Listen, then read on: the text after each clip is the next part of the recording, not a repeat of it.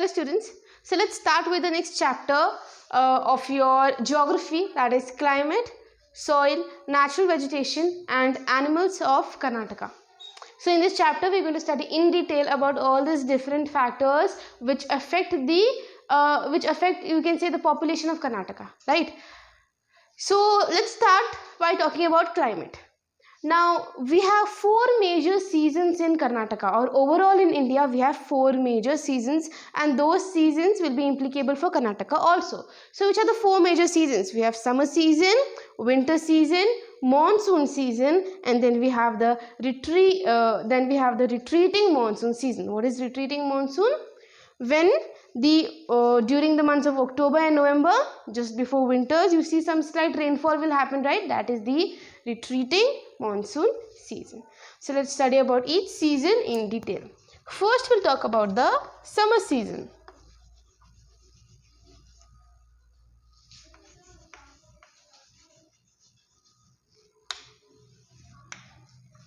Summer season, the characteristics of this season are something that are very obvious, and you must have noticed during this time it is very hot, right? It's very hot outside, and also it's very dry, and it's not a very pleasant climate because it is actually very hot and very dry and very humid, right? And this season starts in the month of March. So in the month of March, the summer season is going to start. The temperature rises uniformly all over the state and reaches the maximum during the month of April and May. So by the time it's April and May, the temperature is going to be a maximum. Slowly the temperature will start to increase in the month of March, and one by one the temperature will increase so much that in the month of April and May it will be maximum. Raichur has recorded the temperature of 45.6 degrees Celsius, and it is the hottest place in Karnataka. So which is the hottest place in Karnataka? It is Raichur, which has recorded 45.6 degrees Celsius. 45.6 degrees Celsius have been recorded here. The temperature is high even in other districts. In general, the whole Karnataka experiences hot climatic conditions during this time. Okay, now this condition, it can help in the growth of different crops, like areas with irrigation facilities, areas that have irrigation facilities. What are irrigation facilities? Providing water to the plant, right? Artificially providing water to the plant is known as irrigation. So irrigation facilities, wherever there is this facility present, there you can grow different crops like paddy, sugarcane, potatoes, vegetables, banana, coconut. All these crops can be easily grown wherever there is irrigation facility available. So red soil is also found in different wherever there is all these facilities available, there you can grow different crops. Okay, now due to great evaporation, the rain bearing clouds are produced and they bring conventional rainfall along with lightning and thundering. Now because there is such a high temperature is going to cause evaporation of water, right? Water is going to get evaporated. We have learned this in your previous classes. Evaporation of water takes place due to high temperature, and this evaporation is going to lead to convectional rainfall. That is, some slight rainfall is going to take place. It is known as convectional rainfall during the summer season. This generally takes place for a short period of time, usually in the afternoon. So that's why it's also known as afternoon showers or cherry blossom. They are called cherry blossom because they help the coffee plant. This afternoon rainfall that takes place because of evaporation, this afternoon rainfall helps very much for the production of coffee plants. Okay, coffee plants are helped a lot by this afternoon showers. That's why it is also known as cherry blossoms. The showers that take place, convectional rainfall that takes place there, is known as cherry blossom.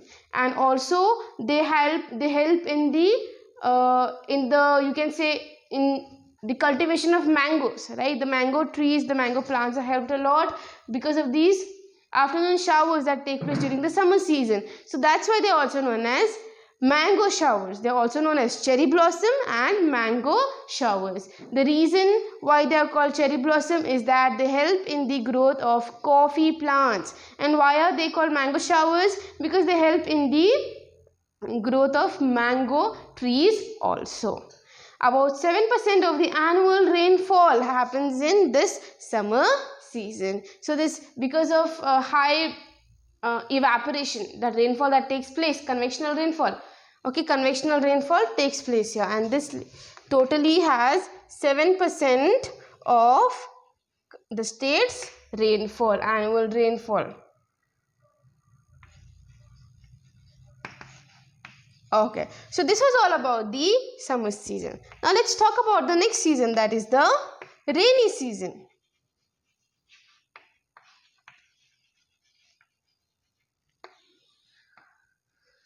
Rainy season is also known as monsoon season, because during this season the winds will be flowing from the southwest direction. In the southwest we have the Arabian Sea, so the winds will be flowing from the Arabian Sea to the land. So the winds are going to carry along with them some moisture. This moisture is going to end up like rainfall, right? That's why this rain which is coming from the southwestern side is also known as southwestern monsoon. Southwestern monsoon. Okay, the Western Ghat check the moisture laden wind blowing from the Arabian Sea, resulting in heavy rainfall. So Western Ghats are the mountain ranges on the western coast of Karnataka, and these Western Ghats, they interrupt the clouds which are carrying rainfall, and that's why heavy rainfall is going to take place. That's why heavy rainfall is going to take place in that region. Okay, because of the monsoon in which the clouds which are moving from the sea to the land are carrying moisture from the Arabian Sea. Okay, so this Western Ghat, the western part of Western Ghat is going to have a lot of rainfall. The Western Ghat of Western Ghats, I have just explained to you in the previous lesson that the western part of Western Ghat is more steep and the eastern part is less steep, right? This is the western and this is the eastern part of the Western Ghat. So the western part is going to stop the clouds carrying rain, and that's why most of the rainfall will take place in the western part, whereas remaining little bit clouds will be going to the eastern side and there will be very low rainfall in the eastern side. That's why the western part of the Western Ghats, they have Malnad region, they are called, right? They have very heavy rainfall, and the eastern parts will have comparatively less rainfall. Okay, so the eastern part is also known as rain shadow area. Rain shadow area. Rain shadow area, because this area is going to have minimum rainfall. Most of the rainfall has taken place in the western side, so the eastern part is going to have minimum rainfall, and that's why it is known as rain shadow area. Okay, now during this season in the entire state the rainfall is very high. Okay, and also there is high temperature. During the rainy season it's not very cold, right? It's whenever there is no rain, the temperature is high enough, so that's why humidity will be there. Humidity is nothing but the presence of water vapors in the air. There is presence of water vapors in the air, and also the atmosphere is almost cloudy all the time. It is cloudy, it is humid, cloudy all the time, right? Karnataka receives its 80% of rainfall during the rainy season. So 80% of the rainfall of Karnataka it gets during the rainy season itself, and this rainfall helps in the cultivation of kharif crops. Kharif crops are the crops which are grown in the rainy season. Those crops are known as the kharif crops. Crops grown in the rainy season are known as the kharif crops. So let's talk next about the third type of season, that is the retreating monsoon season.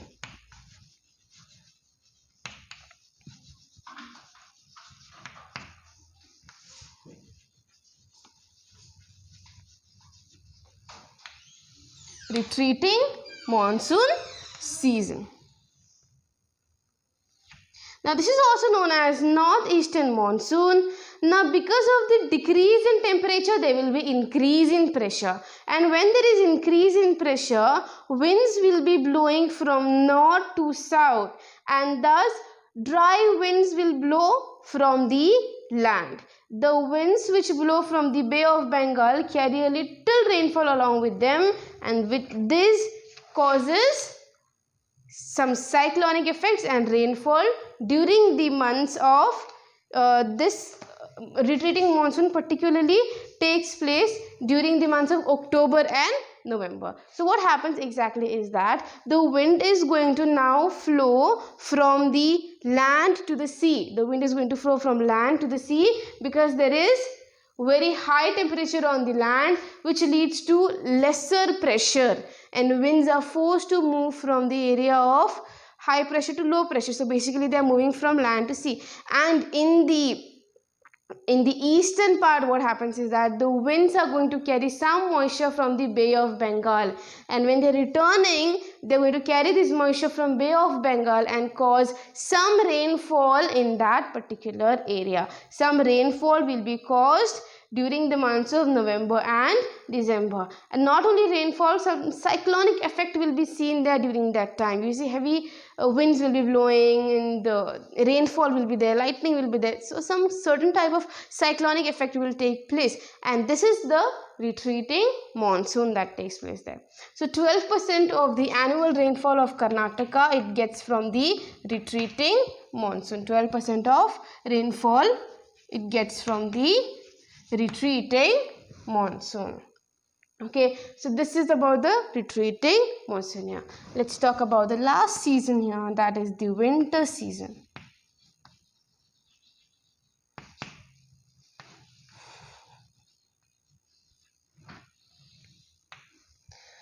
During this season, temperature, humidity, rainfall all are low. Temperature is low, it's very cold. Also humidity is low, there is no moisture in the air. Also there is no rainfall, and the climate is very pleasant. It's not very cloudy, it's sunshine will be there. It's a very pleasant climate during the winter season, and the temperature will range between 25 to 27 degrees Celsius. Okay, January is going to be the coldest month here. January is the coldest month, and this is called the tourist month of the state because most of the tourists will visit Karnataka during the month of January. Why? Because January is the coldest month in Karnataka.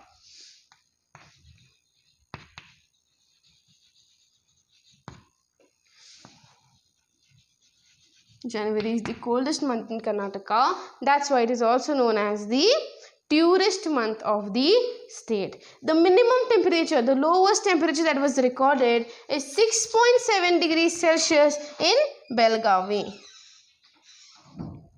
In Belgavi district, the minimum temperature of 6.7 degrees Celsius has been recorded. There are low temperatures in other areas also, like in Vijaypur, in Kalburgi, in all this region there is very low temperature, a very cold weather seen during the winter season. Rainfall during the winter season is minimum. You will hardly see any rainfall happening in the winter season. Only 1% of the total rainfall in the state we get during the winter season. Only 1% of rainfall we get in the winter season. There is heavy fog that takes place during this season. So this is about the winter season. We learned that the temperature is low during the winter season, humidity is low, and also rainfall is very low during the winter season. Apart from that, the January is the coldest month, and it is also known as the tourist month of the state. The coldest district here is the Belgavi district, which has the minimum temperature of 6.7 degrees Celsius. There are other places also like Karburgi, Vijayapura, which observe very low temperature, and rainfall during this time is minimum. So these are all the 4 seasons that we have in Karnataka. We have the summer season, the rainy season, retreating monsoon season, and the winter season. So next we'll talk about the soils that are found in Karnataka. So majorly we have 4 type of soils in Karnataka. Okay, mostly the most commonly found soil in Karnataka is the red soil. Then we have the black soil, laterite soil, and then lastly the coastal alluvial soil. So in percentage we are giving the most common soil is first, that is the red soil. So let's start by talking about the red soil here. Okay. Red soil is a soil which is obtained from the weathering of granite rock. From granite rock is going to break down into small powder form, and it's going to form this red soil. Now, why is the red soil red in color? Red soil is red in color because it has a lot of iron content. Red soil has a lot of iron content which makes it red in color. Also, it is rich in iron, lime, salt, but there are certain elements which are not present here in the red soil, and that is humus. Humus is organic matter, organic decaying matter, which makes the soil very fertile. But because red soil does not have humus here, that's why red soil is not very fertile soil comparatively. But if you apply some amount of irrigation and fertilizers to this soil, you can easily grow any type of crop here. This soil is very light and it has thin layers, and it is not very fertile. Its capacity of holding moisture is very less. Moisture holding capacity means how much water it can hold, how much water it can retain. That capacity is very less in the red soil.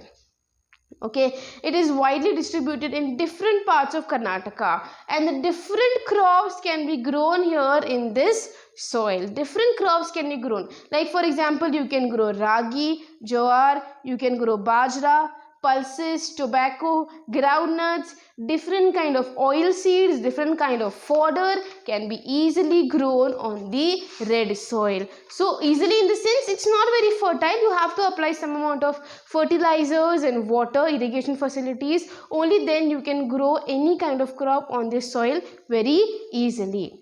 Okay.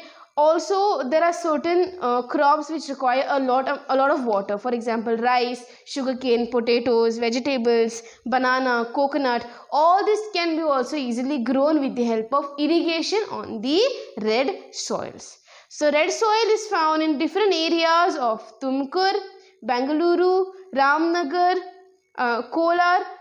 All these different regions, Mysuru, all these different regions have red soil present there, and they can grow all the different crops with the help of fertilizers and irrigation. Why they require fertilizers? Why they have to use fertilizers? Because red soil is not very fertile naturally. It does not have humus content. It's not very fertile. So they have to apply fertilizers to this kind of soil. Okay, but it has a lot of iron content which makes red soil red in color.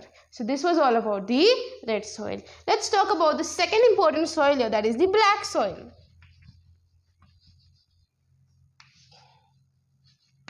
The black soil.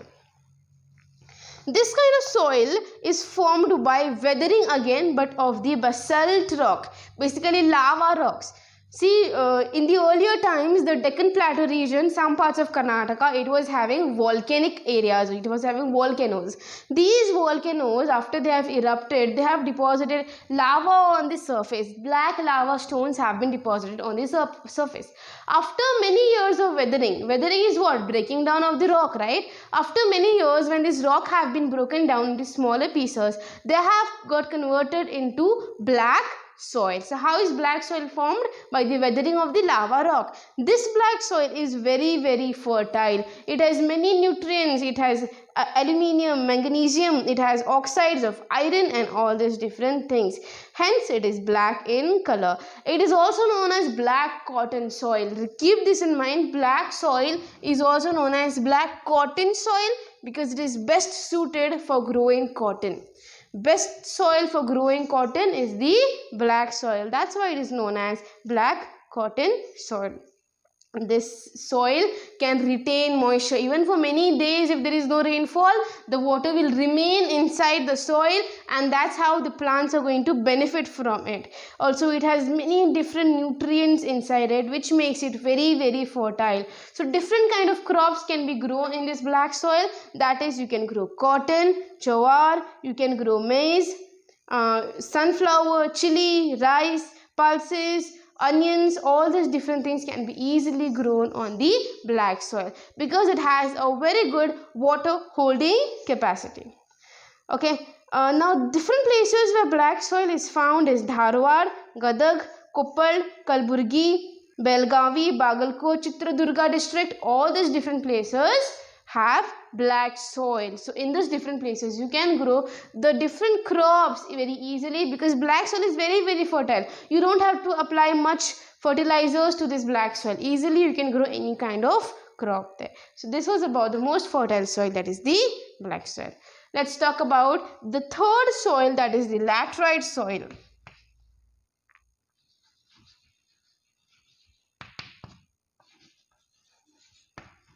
Laterite soil. This kind of soil is found in the areas which receive very heavy rainfall and they have very high temperature. Because of heavy rainfall and high temperature, the rock have been broken down into fine pieces, and then laterite soil have been formed. Now laterite soil is not very fine. It has some grainy particles or some stones, some rocks mixed in it.